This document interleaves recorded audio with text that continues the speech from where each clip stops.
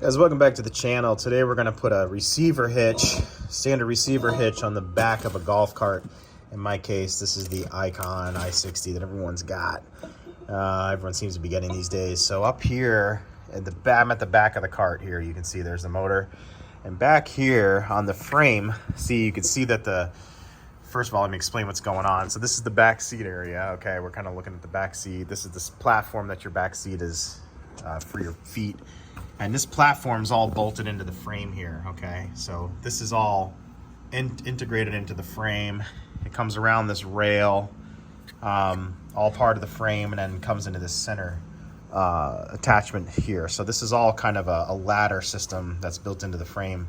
And there's these two bolts here and here that you take the nuts off of here, and then these two little screw holes, or these bolt holes, goes up here like this, and it sits just like this up here. So I'm gonna go ahead and get these nuts off of here and see if I can't get this receiver hitch on the back of the golf cart. Okay, so 13 millimeter takes out these two back here. These two bolts come out, 13 millimeter nut and head on them because they're too short. And then the kit gives you a new set of hardware here with some new nuts on it, and I'll get you the sizes on that. All right, so with the kit, they give you these really thick bolts. So you have to loosen up this center bolt and wiggle around your grab rail just enough, because there's almost zero tolerance on these thicker bolts to get them through these holes. They do come down through though. So I did have to tap mine a little bit with the back of a hammer to get them in, but now they're through, and they're much longer and much beefier than the factory bolts. The diameter of the factory bolts is much narrower than these bigger bolts for the hitch. So I'm gonna get the hitch set up on here and get the nuts on here, and then we can see how this thing works. So here it is, all bolted up, and you're gonna need to run with 14 millimeter open end wrench up on the top and a 14 millimeter socket to get onto that. And you're gonna wanna run a deep well to get it all torqued on there, but it's pretty stout and beefy.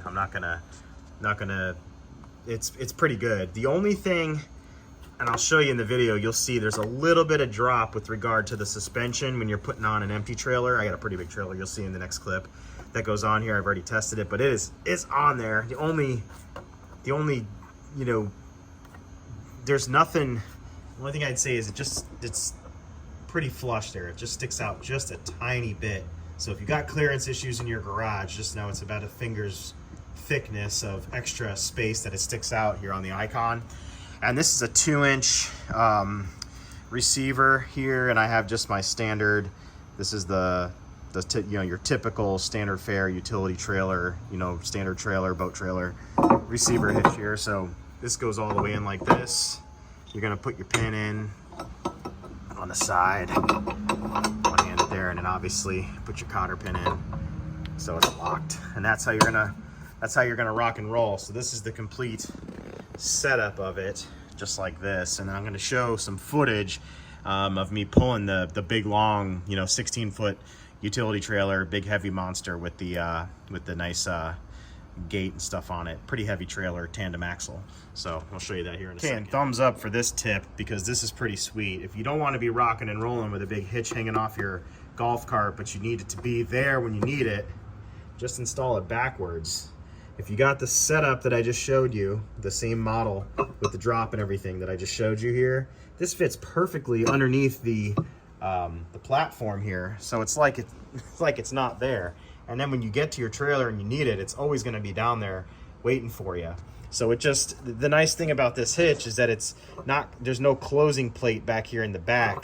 So it allows for you to slide in through the opening here. So that's pretty nice. So you can kind of keep this hidden and kind of out of the way and not sticking out of the back of your golf cart super far where it's a shin breaker when you're trying to walk around it. So that's just a little tip there. So thumbs up for the video. Let me show you some footage of this thing pulling the trailer.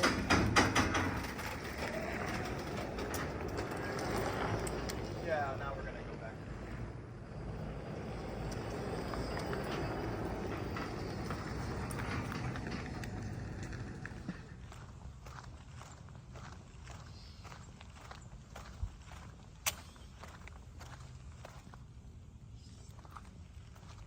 All right, so my thoughts on this thing after it's hooked up.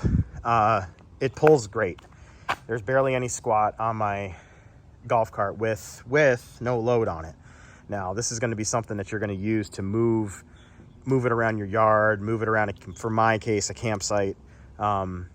So, you know, take it with a grain of salt with regard to it. This is a pretty big trailer. It's a 7x16 ATV trailer with almost 3.5 foot of tongue on it. So, you know, we got almost 20 feet of rig back here with a big ass heavy steel box on it.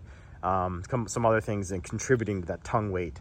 But it is, it's every bit as level as it can be.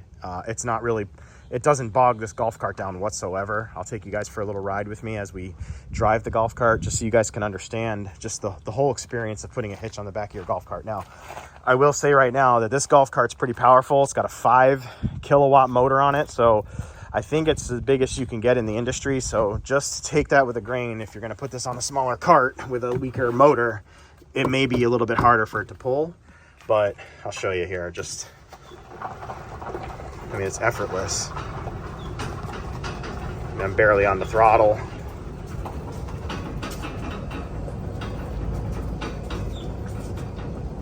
And it's pulling this thing no problem whatsoever. I mean, I could give it beans. You know, it'll still get up and go. It doesn't have the same torque that you're gonna have with no load on the back, but it moves it. So definitely a worthwhile investment. I'll put the price and everything down below. I know it was under $150 for the hitch.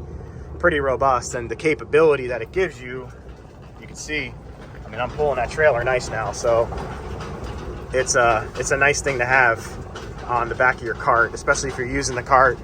If you're pulling the cart with the trailer, now the trailer can move itself. So, all right, so final thoughts on this hitch after you've seen the footage and me driving it around. 1000% recommend buying this.